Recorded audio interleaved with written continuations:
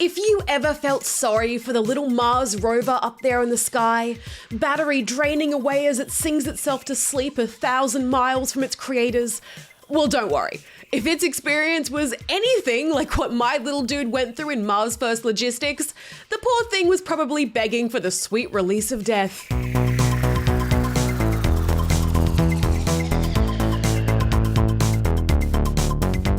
Mars First Logistics is an Aussie-made indie physics puzzler / delivery simulator, where you build and guide a little rover across Mars, delivering vital supplies to the colonists settling there.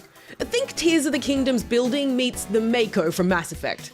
At the time of review, this bad boy is still in early access, but already what's here is stellar, with heaps of missions both big and small to test both your engineering prowess and your patience.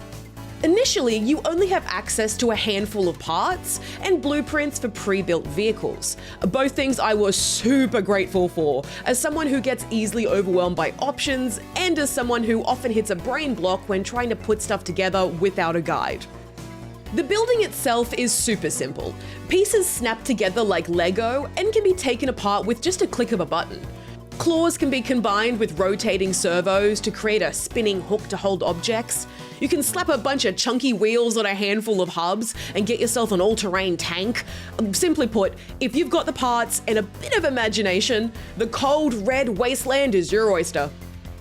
As you complete more deliveries, you unlock more pieces and earn money to put towards stocking up your existing catalogue, allowing you to create bigger and better contraptions that can not only pick up your cargo, but transport it, hopefully in one piece.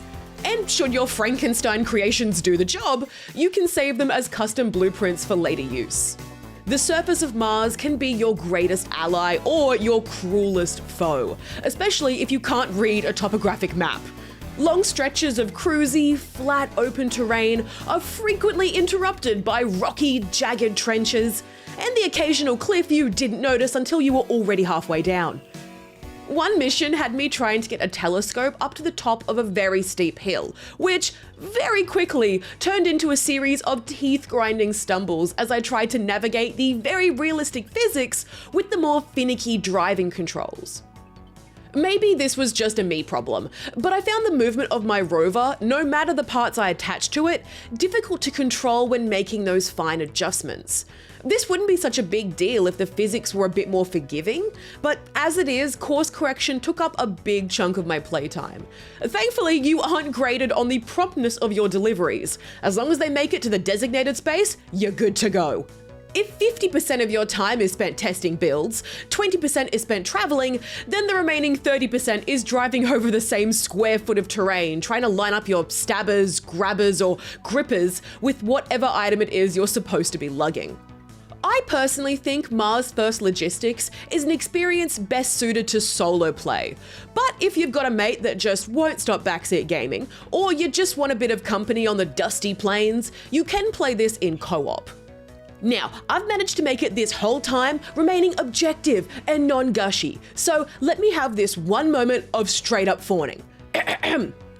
Holy shit, this is so pretty. Look at this game. You can see the lines through the dust. Oh, how cool is that? Oh, and listen to those travel bops. Dan Golding, you beautiful bastard, you've done it again. In summary, despite my gripes with some minor control issues that walk the line between playful chaos and unforgiving frustration, Mars First Logistics is a gorgeous, mechanically rich slice of outer space goodness. I'm really keen to see where things go from here. If you've got a hankering for some out-of-this-world delivery jobs, I highly recommend giving this Aussie indie a crack. Play.